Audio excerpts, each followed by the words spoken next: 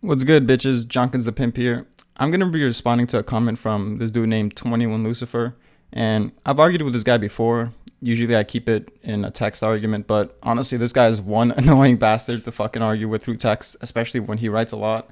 And he wrote a decent amount this time, so I said, fuck it. I'll just respond to him in a video format. So I already read his comments. He has one right here. He has another one that's a lot shorter. And it's basically going to be about the semantics of Mihawk's title as well as the admiral's performance. So I'll just get right into it. This is from the previous video. I don't think Mihawk is stronger than Roger because if they did fight, Roger would pull off a win with CQC in which he's not winning as a swordsman. Like, I think Roger is a top tier at basically everything, and he fights like Kite in Hunter x Hunter. Now, I haven't seen Hunter x Hunter, but he pretty much explains what he means in the next sentence, where he keeps rolling for his weapon of choice. I'm not really sure what you mean there. The way you word it, it seems like you're saying, and especially because Hunter x Hunter, it has a really complex fighting system apparently, so maybe he has like 6 different weapons he can choose from and he rolls a die or some bullshit. Alright, so that's just really weird. I'll get that out there. Same applies to Whitebeard. We basically got confirmed that he's over Mihawk by title. I find it weird that you say same applies to Whitebeard because if I'm right and this dude has like 6 different fighting styles and some bullshit, it's a really weird comparison because Whitebeard only has 2 fighting styles. And I don't know if I should automatically start arguing against this or if I should finish the paragraph. I guess I'll finish the paragraph. I think he uses his fruit 50% without his weapon and his blade 50%. Like the way he fought with John Giant. This goes for someone like Kizaru too. I think Kizaru used the sword against Rayleigh because it was his best chance in the matchup. He might use more hands with someone like Marco, to be honest. He'd have to overpower him, like that would be the only way he could win. Now, before I get into the semantics of Mihawk's title, I'm just going to respond to this first because this is kind of out there and it doesn't really correlate to much. It's really weird how you would suggest that because Rayleigh has a sword, Kizaru's best chance against Rayleigh is to fight with a sword, but then against Marco, he doesn't use a sword, even though against Rayleigh, if he doesn't use a sword, then he's going to be at a disadvantage, so he needs to fight sword to sword. So you think the same logic applies with Marco, that if you pull out the sword, then it'll be more devastating against him because he doesn't have one. I know Marco can regenerate, but it's still more lethal, and you're going to force him to use more of his regenerative powers earlier, so he'll run out quicker. So that's just kind of a weird example, and I'll get into some of the panels as a save. That's right, motherfucker, I was ready for this. So my first argument is going to be Fuji, he was considered a swordsman by Oda himself. And just like Kizaru, just like Whitebeard, and maybe like Roger too, if Roger uses a gun or some bullshit, whatever he uses, Fuji uses gravity with his sword. If anything, I'm not exactly sure. He might have used gravity more than his sword. And he's still considered a swordsman. So back to this comment where if he doesn't pull off a win with CQC, the title itself, it's about anyone who's considered a swordsman. Mihawk's the strongest one out of all of them. Now, you can argue, okay, maybe Fuji's a swordsman, but he's also other things. But the problem with that argument is the first thing Oda mentions is he's a blind swordsman. Maybe if he mentioned a bunch of things about Fuji, like he's a gravity man, he has crazy observation, he's also a swordsman, like he just like threw it off there as a list of things and just skimmed past it in like a long descriptive essay about him, maybe then you could argue his swordsmanship isn't really what defines him. But for this to be the first thing he mentions, it's clear that this is what Oda wants to define Fuji by. So the fact that Fuji uses gravity in conjunction with his swordplay and he's still considered a swordsman, that should tell you enough that it doesn't matter if you have other things, as long as you, I guess, mainly fight with the sword or you fight in conjunction with your sword, whatever the semantics of it you want to go to. That's really still under the realm of Mihawk's title. And I'll bring up some more examples. Kabaji, he used flames, he used kicks, he was on a fucking unicycle. I don't know if that counts. Like if he's on a unicycle and fighting with a sword, is that just considered swordsmanship? But fuck it, doesn't really matter. He used shurikens, and Zoro literally said to him, I can't lose to anyone who considers himself a swordsman. So even though Kabaji's using all these other abilities, Zoro isn't considering this like not a battle that counts towards his progression to getting ready for Mihawk, as long as he uses a sword and like it's not just a throwaway thing, like he uses it once. Then to Zoro, at someone who's fighting for the title for him, or like not really fighting for the title with him, but someone that he needs to beat because this is a swordsman. This is someone who Zoro classifies as under the same realm as Mihawk and all that shit.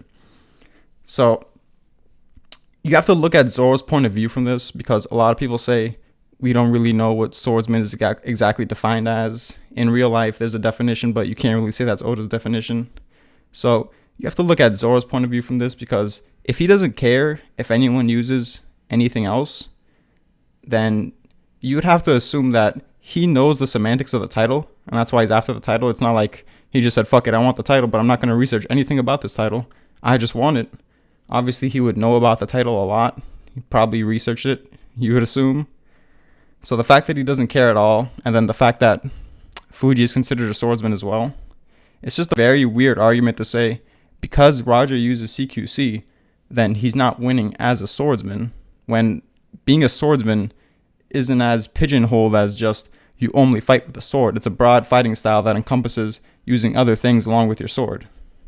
So now that we get that out of the way, he says, same applies to Whitebeard. We basically got confirmed that Whitebeard over Mihawk by title. And here's the thing about titles.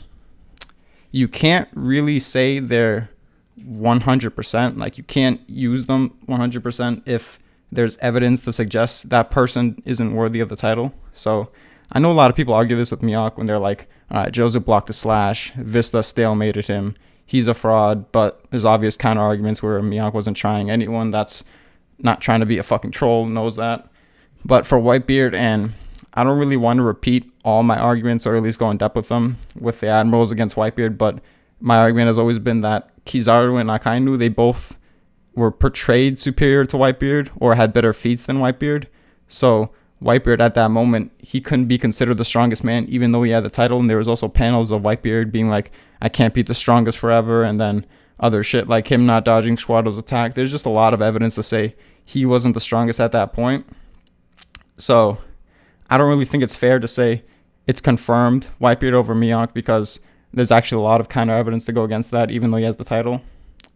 And if you want to argue Primebeard is over Mihawk, that's fair. But like I said before in my video, my argument has been, let me go to the panel I want to use. Zoro, because of typical shonen cliche, he wants to be the greatest swordsman ever. And to him, I don't know if it would really matter if he knows for sure if he's the greatest swordsman ever, like if he's better than Roger, because you can't really tell. So he's just aiming after Mihawk, the only person you can aim for. But in typical shonen cliche, like, Luffy's obviously going to be the strongest fighter ever, so obviously the guy that's been portrayed as equal to Luffy throughout most of the series, he should at least be the greatest swordsman ever. I mean, it's fucking obvious. So I always took it as, because of typical shonen cliche, it's going to be a fight between the top two swordsmen of all time to decide the top one swordsman of all time. Kind of like a Mobu versus Kanmei thing. Like, if someone whose goals are like completely strength oriented, they have this crazy strength goal, usually they're going to have a battle with someone who is top two along with him, and he can compete for that same title, and then they fight for top one. That's a typical shonen cliche. So going back to the Roger thing, maybe it's possible that Mihawk is slightly inferior to Roger, and just by beating Mihawk, since he's so close to Roger, Zoro surpasses Roger while surpassing Mihawk, and then he's the strongest swordsman ever. So Mihawk doesn't necessarily have to be top two swordsmen of all time. I mean, I think that's a fair argument, but I don't know. Like, I feel like it just fits the story way better if it's a fight between the top two swordsmen of all time. You can argue the technicalities don't really matter because he's still strong as shit, but that's just how I think. I could see why you would have Roger over Mihawk. I don't really think that's a problem. I just think the CQC argument is a really bad one, and it's been debunked so many times. Let me read the next paragraph. Okay, that's starting with the admirals. So Kizaru didn't punk Whitebeard, can't go that far. First of all, the two situations were completely different. Kizaru just used his Dofu to take advantage of a split-second Whitebeard. Failed to hit him. Whitebeard did his job there, not that he wanted to keep his Basendo on the ground, but do you really think fucking Whitebeard couldn't pick his Basendo up if Kizaru was holding it down? Really? Just think about that. So, I don't know why the fuck not. Like, if Shanks can clash with Whitebeard, then what's the problem with Kizaru being comparable to Whitebeard in terms of physical strength? Let me go to the panel. So, before this, Whitebeard tried to sneak Kizaru and Kizaru uses Logia powers to dodge it, probably Future Sight, all that good shit. And if your argument is in a split second, he did that to Whitebeard, and it's just speed, nothing to do with strength. First of all, it's really weird for him to even put his foot on the glaive. Like, what's the point? If he's so fast that while Whitebeard has his glaive on the ground, he can rematerialize, he can get in a stance where he puts his foot on the glaive and shoot through Whitebeard before Whitebeard even moves, then he's so fast where you have to argue, okay, he did punk him and he can low diff him, because he's just so fast that Whitebeard's completely helpless to stop him at all. It just makes him even worse compared to if you argue Kizaru actually had to hold the glaive down to land the shot. And even disregarding that, like I said, it's so weird to fucking think that if he's that fast, he's putting his foot on the glaive when he doesn't need to. He can just shoot him through the chest then. If he's so fast that Whitebeard just couldn't react. Like, I don't get why the fuck he's getting in that stance for. That's just very disingenuous on your part. I think you're fucking trolling with that. You have to be. But alright, and the same thing with Akainu. Whitebeard was looking away. He was trying to create chaos and was clearing ways of fodder. You're missing the part where Whitebeard was half-assing his way to save Ace. Akainu was trying to kill him. He went for him already before that, and Whitebeard blew his magma out like a candle. At least on portrayal, Whitebeard was the strongest man, undeniably. Strongest man thing, that goes back to me saying titles aren't 100% if you have enough sufficient counter evidence to argue against that title being the case, and I feel like I do. I don't really know if I want to repeat everything I said, but the Kizaru point, I already went into that. He definitely looks superior to Whitebeard. I think he looks superior to Whitebeard. Let me just read what you said real quick. Whitebeard was being held back a lot during the war. Not only his abilities, but his actual concentrated effort to dodge, to be mobile, were taken away from his arsenal due to his mindset and limitations of being in a war and not having to save Ace. Not even mentioning that he got stabbed. Maybe the reason he started having heart attacks, which is something everyone bigs up against him. I mean, it might be, but Akainu, in response to him having the heart attacks, he said old age. So maybe you can argue because he has old age, he couldn't get stabbed and not have the heart attack. Maybe you can argue because he has old age, he's just going to have the heart attack just because he's old and the stab was really irrelevant. He said that the stab didn't really do much to him. You could try to argue that he was just saying that to preserve morale. You can argue he was being legitimate and just being a badass, all that type of shit. But to your first point, Whitebeard right here, are you really trying to argue to me that Akainu, who's right in front of him before he pulls up, okay, he might be behind these guys, but he has to run past them and he's going to be in Whitebeard's line of sight the entire time. Are you really going to argue that he's going to like race all the way to here and then block Whitebeard's attack and Whitebeard doesn't even notice it because Akainu's that fast that he can just blitz in and Whitebeard still thinks he's attacking fodder, so he's not really trying? Is that what you're trying to argue to me? Because then again, I'd go back to the same, well, these admirals are so fast that Whitebeard can't do anything to them. They would just fucking like blow his brains out with like a laser shot or a magma shot to the face and he can't react, so he's fucking fodder compared to them. It's just a really dumb argument. Like, of course, Whitebeard would see Akainu's coming and then he would try harder then, and then Akainu still blocked it. And even if you want to argue that initially he didn't expect it, after, when they're like mid-clash, he should then start trying and try to overpower him. But then we see literally the next panel, it's an even clash. So it doesn't really make sense to just be like, okay, he was aiming for fodder, so that didn't really fucking matter. I mean, again, I just think that's completely disingenuous on your part. I think you had something here about Whitebeard blowing out. Yeah, he blew out the magma like a candle. I mean, just the fact that Whitebeard could counter a hit from Akainu, that doesn't really portray him as like punking Akainu or like clearly superior to Akainu right here. We literally see them clashing.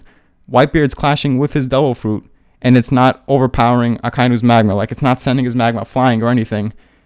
It's an even clash. And we see before that, right here, the clash is even yet again.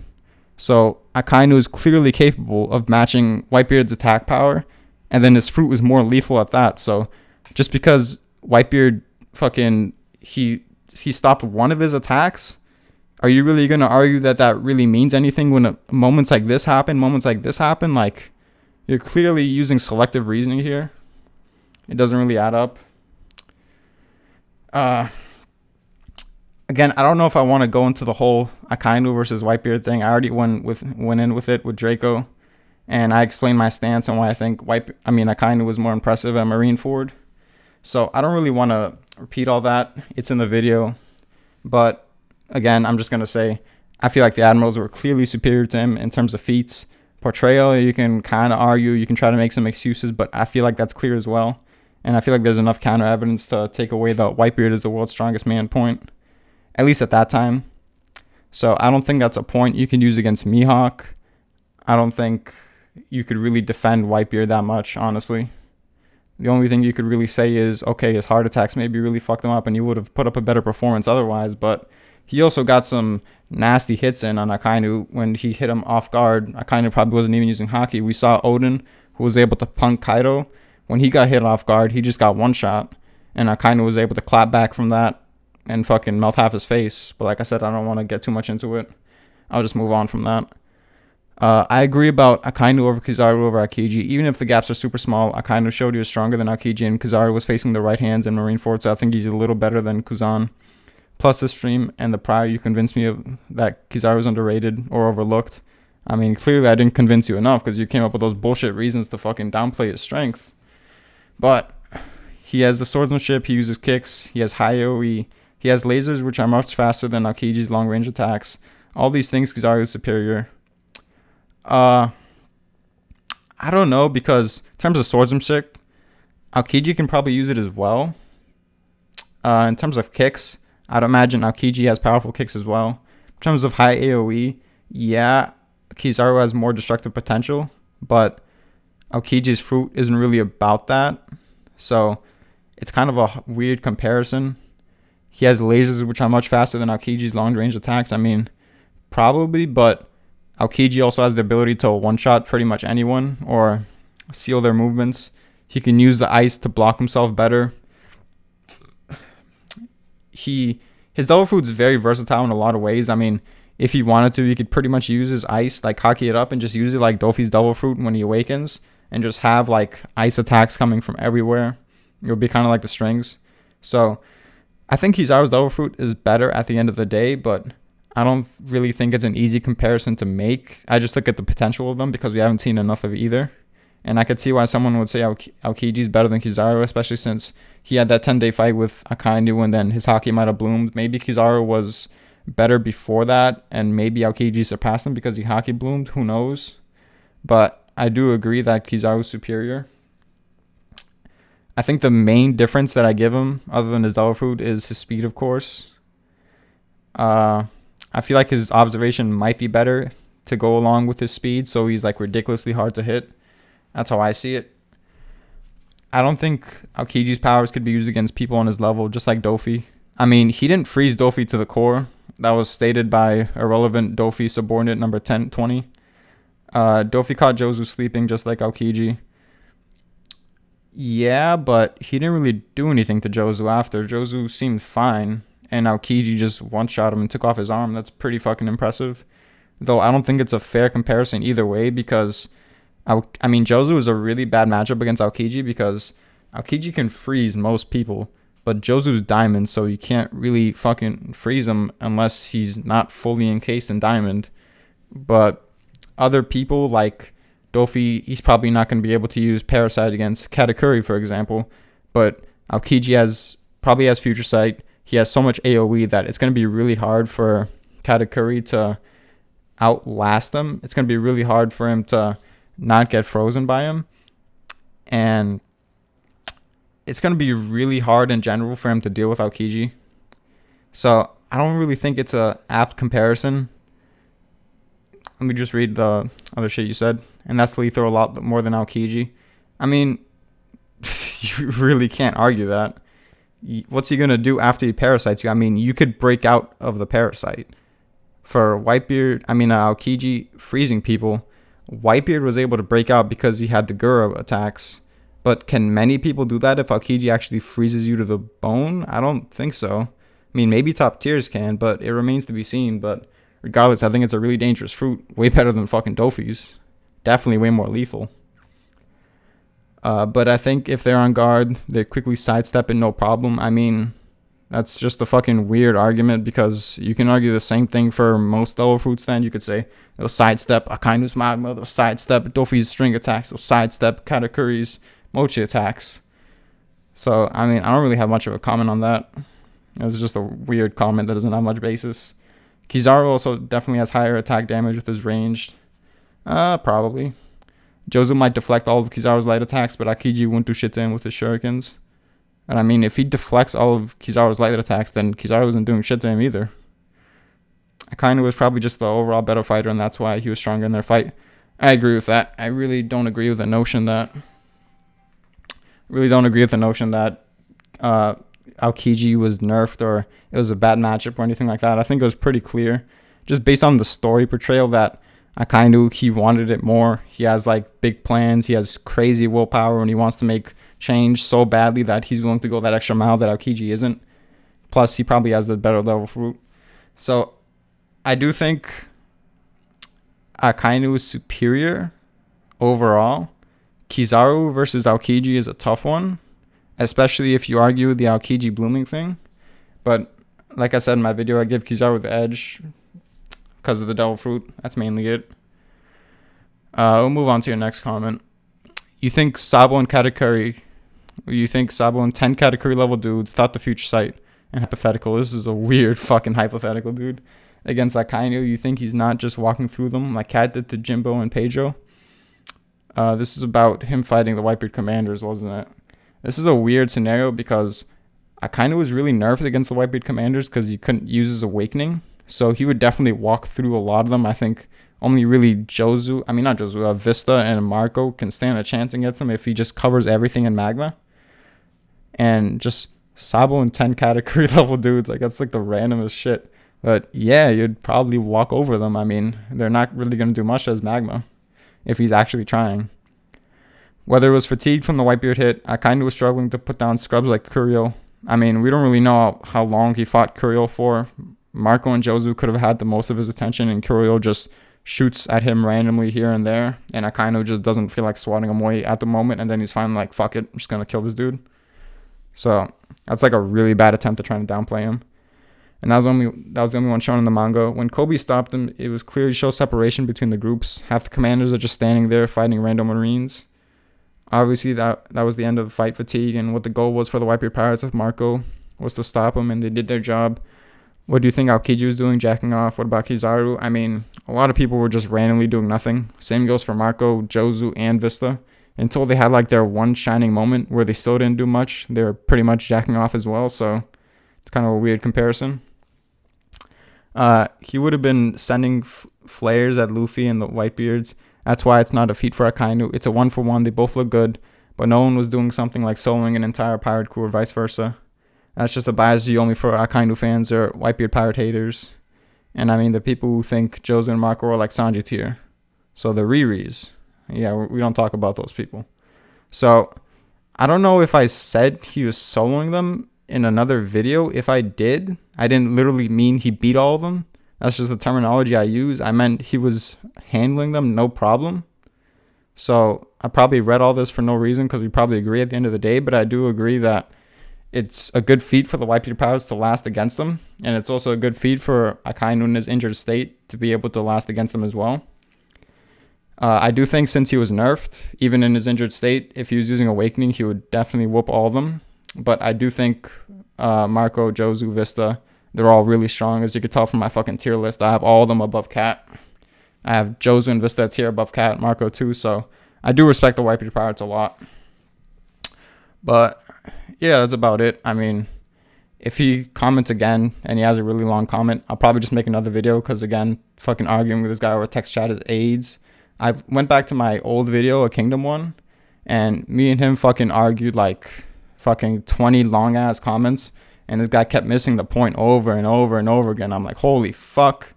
And then I fucking killed him with my last comment, and then he didn't reply because he pretty much knew he got killed. So I want to avoid having long-ass text debates with this guy, but he's still cool. I don't really have a problem with him. I just want to engage him in a less fucking annoying way. So yeah, that's the video.